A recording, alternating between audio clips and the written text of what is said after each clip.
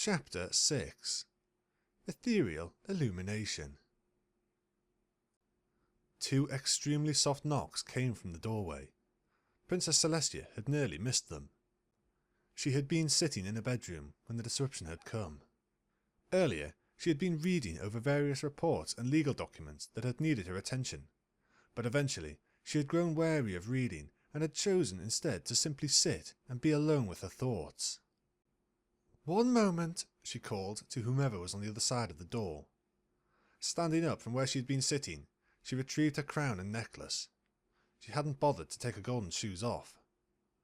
Celestia took a deep breath and composed herself. Deep down, she knew that she was still terribly depressed and was making a slow recovery. However, she always tried her best to keep her poise and composure when others were around. She was still their leader, and knew that they were all looking up to her. When she had reached the door, she lightly nudged it open with her hoof. Standing outside were her 2 statuesque guards, vigilant as ever, and a very nervous-looking orange Pegasus. "Sunbeam," Celestia said in surprise. "There you are. You've been busying yourself and hiding from me."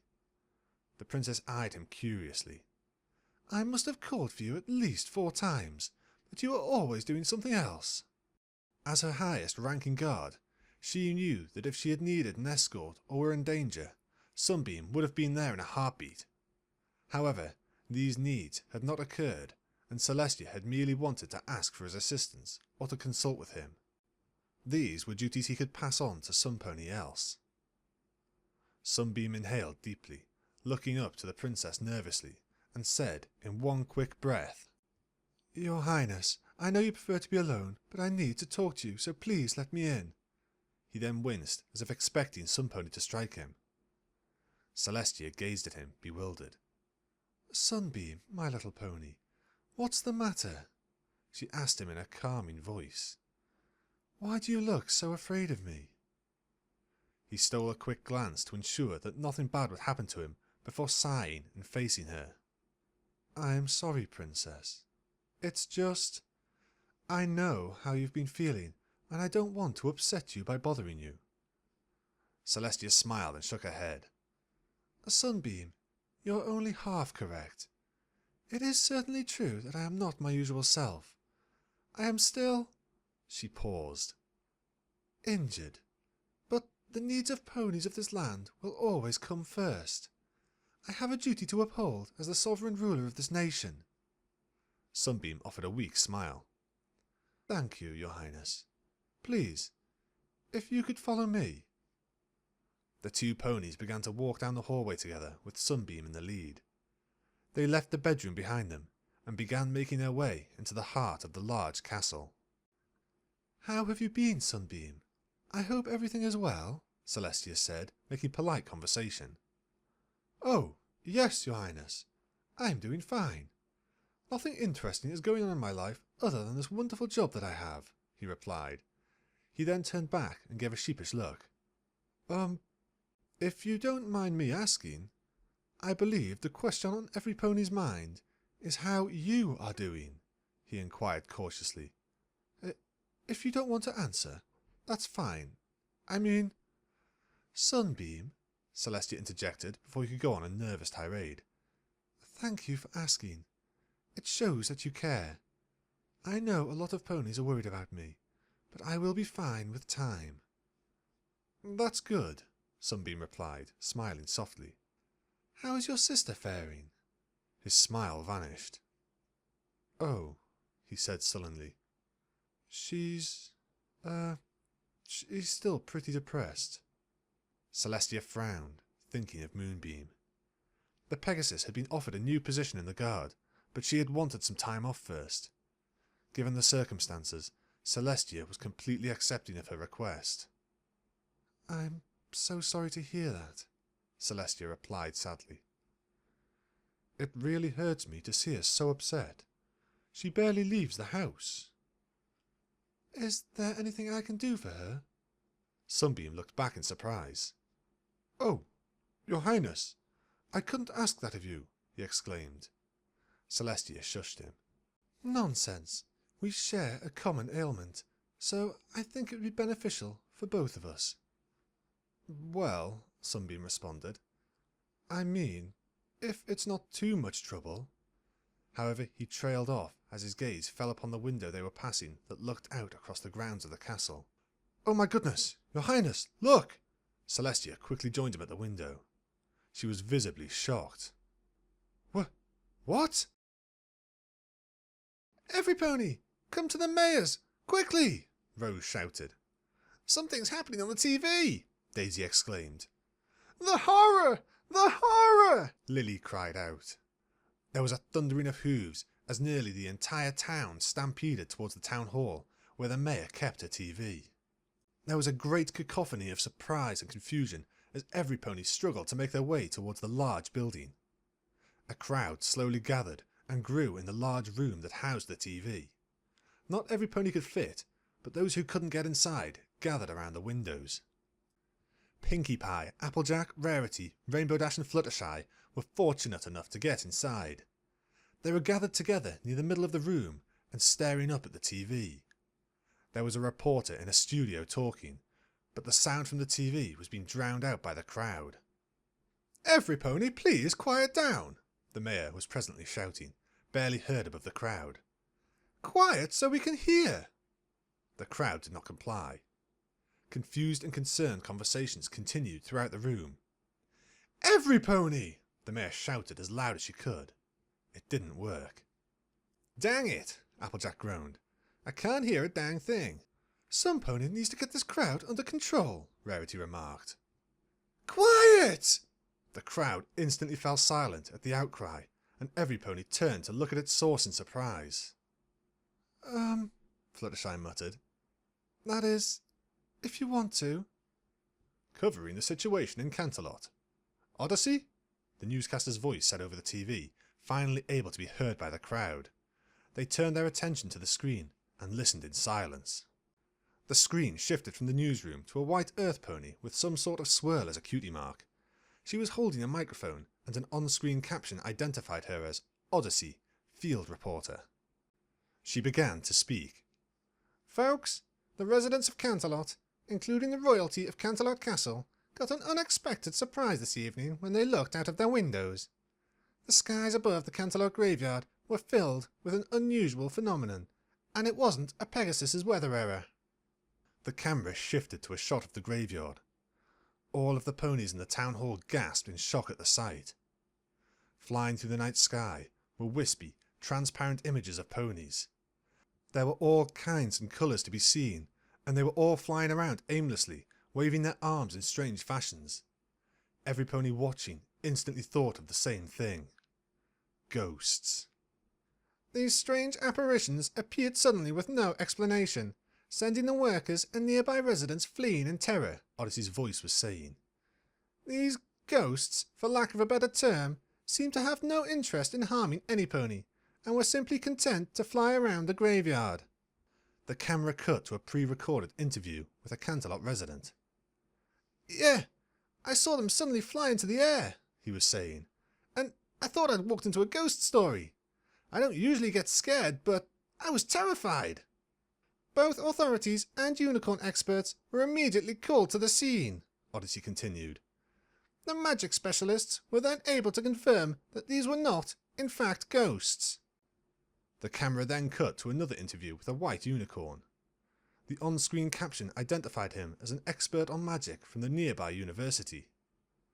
Using powerful dowsing spells, we were able to discover that the graveyard had been recently infused with a very complex spell. From what we understand, it latches onto those that are buried here and then projects their image into the air above. Basically, what we're dealing with here is a prank. Odyssey once again continued to speak on camera. These unicorn experts are now working to defuse this spell, which will hopefully stop the ethereal display. For now, however, the spooky spectres are still here. A flurry of voices erupted within the town hall. Expressions of shock and outrage filled the air, as well as disbelief that some pony would have the gall to do such a thing. Unbelievable, Applejack said. Absolutely unbelievable. Who would be so audacious? Rarity chimed in. Wait, look, Pinky said, calling their attention back to the TV. The crowd's chatter died down again.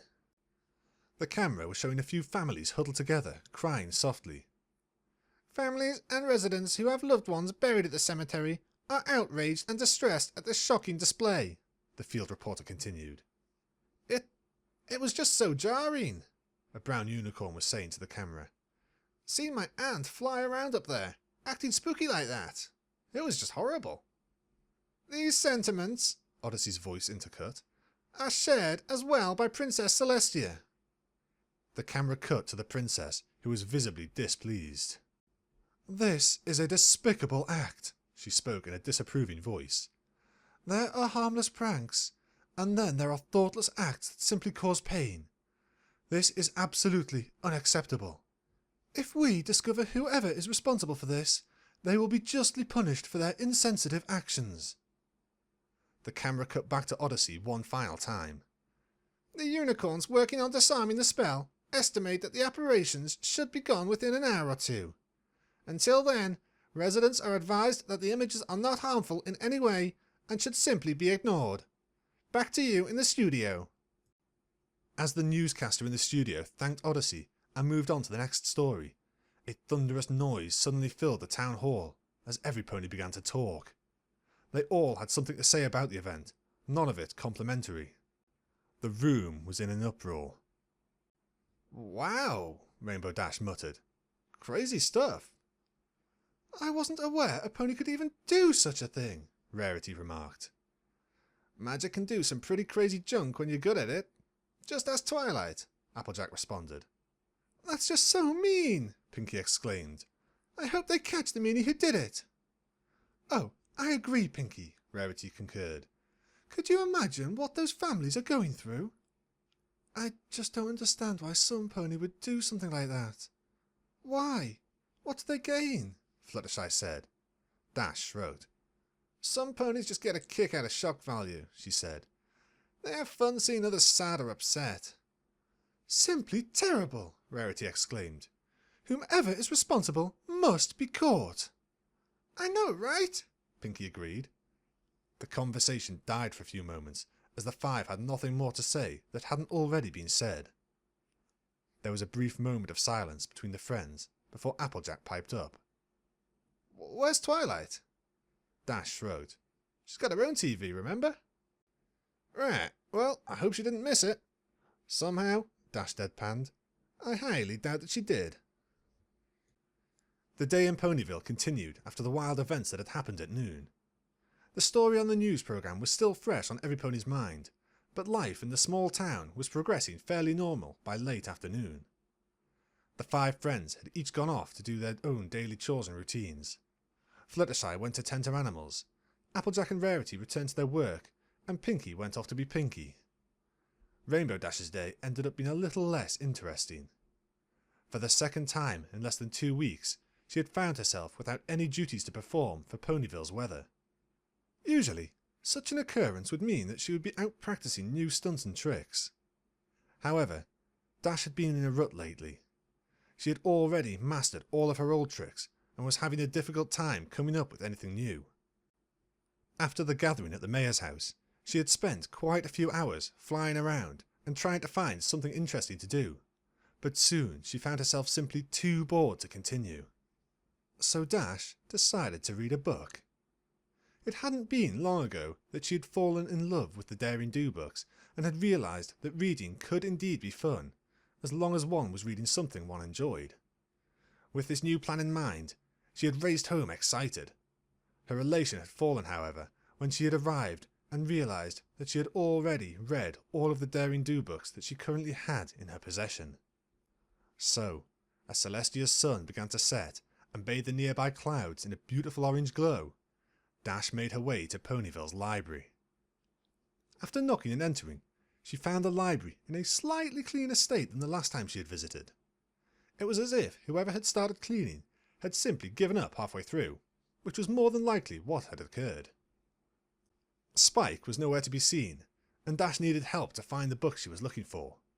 She glanced around the building, but its resident was not visible, although Dash had a fairly clear idea of where she was.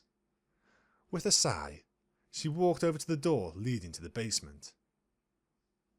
"Twilight, I need your help," she called as she knocked. The door swung open before her, offering a glance down the stairs and into the basement. "Oh, Rainbow Dash, is that you?" Twilight called back, glancing up the stairs at the Pegasus. Dash stole a furtive glance at the television, which was the only thing operating in the room as it had been during her previous visit. However, something different was upon the screen this time. "Oh, so you caught that, eh?" Dash said, deciding to step into the basement instead. "Pretty weird stuff." The news broadcast from earlier was on the screen, paused during the shot of all the ghosts above the cemetery. "Yeah," Twilight muttered. "Absolutely unbelievable." "I didn't know spells could do something like that," Dash remarked as she reached the bottom of the stairs. "To be honest, I didn't know either, although, now that I've given it some thought, it's not too complicated," Twilight responded. "It looked like Princess Celestia was really upset." "I'm not surprised. It really hurts me to see her upset like that. She's been through too much already." "Well, hopefully they'll catch whoever did it." Dash glanced at the rest of Twilight's workspace, which hadn't changed since her previous visit. The only noticeable difference was the increase in the amount of notes. From a distance, she could see diagrams and lists. "So, you're working hard?" Dash asked, understanding her own thoughts. The shift in conversation caused Twilight to perk up. "Oh!" she exclaimed, glancing at her notes and workstation. There were a few moments of silence as Twilight stood still. She seemed to be considering something and having trouble coming to a decision. "You almost done down here, Twilight?" Dash asked. "The ponies of the surface world are starting to miss you." Twilight still said nothing as she glanced at a few particular sheets and then up at the screen. Finally, she broke the silence. "I think I am." Dash wasn't sure why, but she felt a strange feeling of finality in her friend's words. Twilight turned to face her. "Actually, now that I think of it, it's good that you're here." "It is?" Twilight nodded. "Come here," she said, motioning to the screen. With a feeling of déjà vu, Dash stepped over to the large TV, where Twilight indicated for her to look. Twilight, is this going to be another Where's Walhay exercise?" she asked, remembering what Twilight had told her to do last time. "Not really," she replied. "Just look, trust me." When Dash was standing next to her before the screen, she pushed a button and the frozen image began to move. It played through a section of footage from the news that was about 15 seconds long, and then it looped back to the start and played again. The entirety of the clip featured the ghosts flying over the graveyard. "Okay, so you saw the news report, right?" Twilight began. Dash nodded. "Right, so you know that the spell's intention was to connect with the bodies there and project their image into the air?" Dash nodded again. "For all intents and purposes, these are the images of the pony's ghosts, right?" she replied. "Right," Twilight continued. "And this is the Canterlot graveyard. It's one of the largest graveyards in all of Equestria. Even though it's so big, this clip I have here shows the whole thing. You're not missing anything." "Okay." "Now, Canterlot graveyard is also very famous. Many very famous Canterlot ponies are buried here, and, as a result, you can see their images here." She pushed a button and paused the footage. "See right there?" she asked, pointing. "That's Albert Hufstein, famous for his work with physics and his development of the theory of relativity." She pushed the button twice more to move the footage forward to another point. "And there, you can see Ludwig van Beethoven, a very famous musical artist. You can still hear some of his piano compositions being played at—" "Twilight," Dash interrupted. "Where are you going with this?" "Oh, sorry. I was geeking out," Twilight said sheepishly. She pushed the button again, and the loop resumed. "Anyway, my point is that a lot of famous ponies were buried there, and you can see them clearly flying around." "Right. But there's one very famous, very important pony who was laid to rest in this graveyard. A pony that every pony knew. Perhaps the most famous pony of all of them." Rainbow Dash gasped. "Princess Luna!" "That's right. And I've been staring at this footage for longer than I'd like to admit, But she's not there, Dash interjected, completing Twilight's thought. Exactly. Dash's mouth hung open slightly as she stared intently at the screen, trying to see if she had missed the Alicorn's image somewhere. She watched through 10 loops of the footage, but was unable to see anything. But are you sure? I mean, maybe she's... Dash trailed off, leaving her question incomplete. Luna's a lot larger than most other ponies, and she has features like a cutie mark that are pretty hard to miss, Twilight explained. The simple fact is that she isn't there. Dash turned to face her. But why? What does it mean? Well, what do you think it means? Dash mulled over this question in her head a few times. Well, she said, struggling to find her words. Maybe the spell doesn't work on Alicorns. Twilight shook her head. I highly doubt that. Like I said, I didn't know such a spell existed, but it was pretty easy to figure out. The spell works by attaching itself to a pony's physical form, so it wouldn't matter what kind of pony it was. Are you sure? Positive. But what if... maybe something... Dash tripped over her words, struggling to come up with a logical explanation. That spell was working properly, and every pony else in the graveyard showed up, Twilight said. I'm sure we just missed her, Dash remarked, turning back to the screen. Play it again! Dash, Twilight said, reclaiming the Pegasus' attention. She's not there. Plain and simple. Her voice was serious and to the point. Dash could see that Twilight wasn't fooling around with this. But, she began again. Twilight pushed another button and the television suddenly switched off. With the screen no longer active, the only light came from the single illuminated lamp hanging overhead. Dash, follow me, she said simply, and began ascending the stairs. Dash opened her mouth to protest, but quickly shut it and followed Twilight up the stairs. The unicorn led her out of the basement and then out of the library. Twilight took a moment to lock the library's front door before leading Dash around behind the large tree. Dash stared in surprise as she saw Twilight's hot air balloon stationed there, fully inflated and ready for travel. She found herself demanding to know how she had not seen it when she had arrived. Twilight came to a halt before the balloon's basket and turned to face Dash.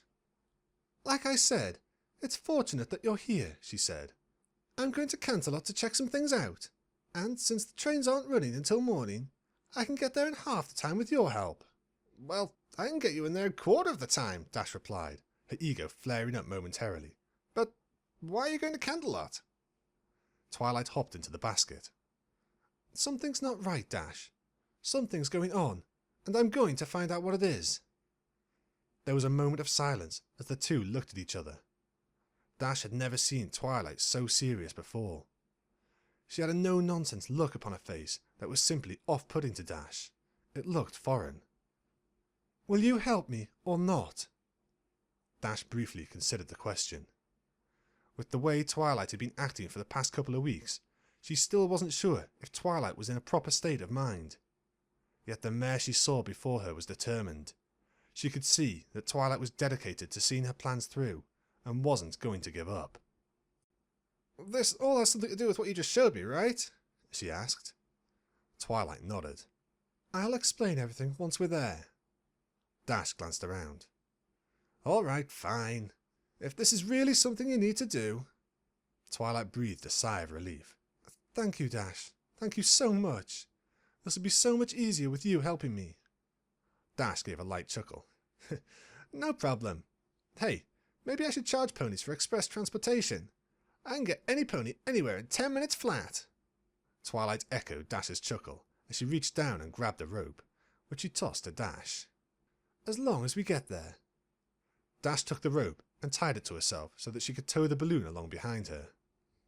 She briefly considered what was occurring. Whatever was happening inside Twilight's head was becoming both concerning and intriguing for Dash, and now she found herself actually getting involved.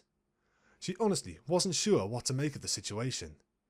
However, she knew she couldn't let her friend down. Alright, Dash, whenever you're ready.